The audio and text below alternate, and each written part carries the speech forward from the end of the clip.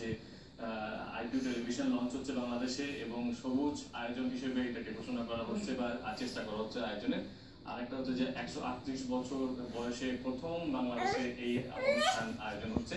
নিঃসন্দেহে বাংলাদেশের জন্য করেছিলাম রোমে, এবং বাংলাদেশের জন্য নিঃসন্দেহে খুবই একটা গর্বের বিষয়, আনন্দের বিষয়। আমরা এটিএন নিউজের তরফ থেকে শুভকামনা থাকবে যে এই অনুষ্ঠানে এই আয়োজন সাফল্যমণ্ডিত হবে, এবং এই শুভকামনা রেখে আসলে দর্শক আজকের মতো বিদায় নিতে চাই।